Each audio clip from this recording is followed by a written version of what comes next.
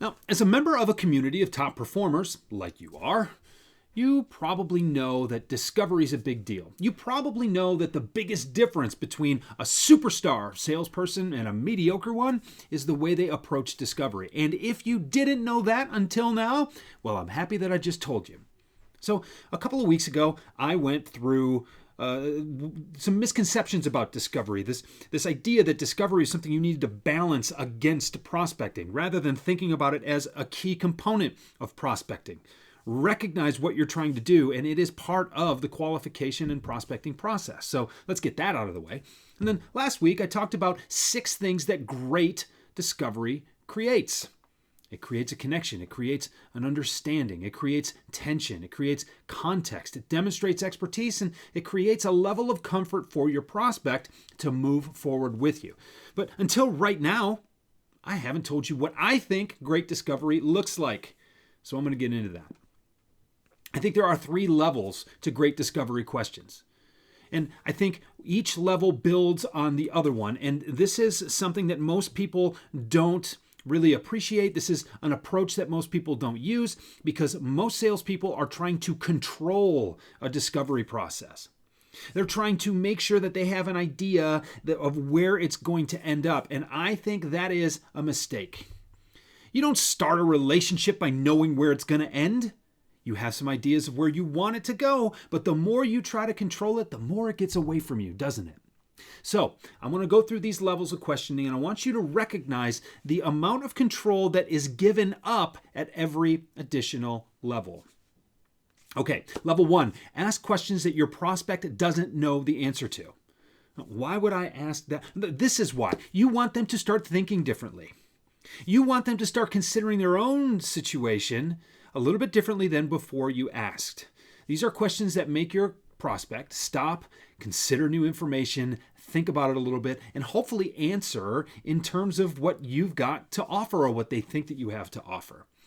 These questions are very important to pay attention to. They're going to give you clues. They're going to give you a lot of ways to follow up and dig a little bit deeper if you're brave enough. Now that's level 2. Level 2 is asking questions that you don't know the answer to based on the answers they gave you to level 1.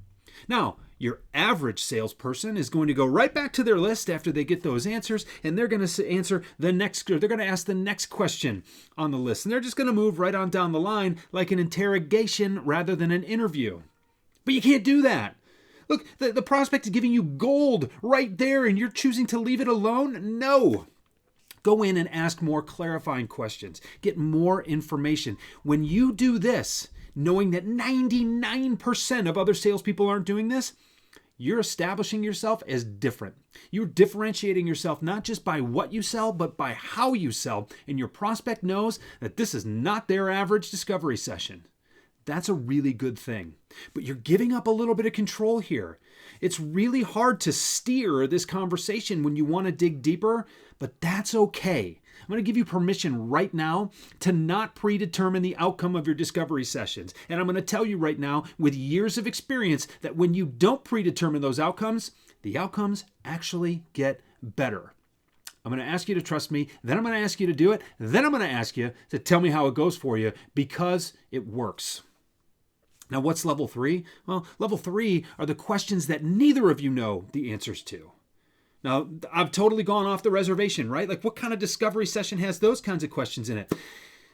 The kind of discovery session that leads to a long-term, productive, fulfilling relationship.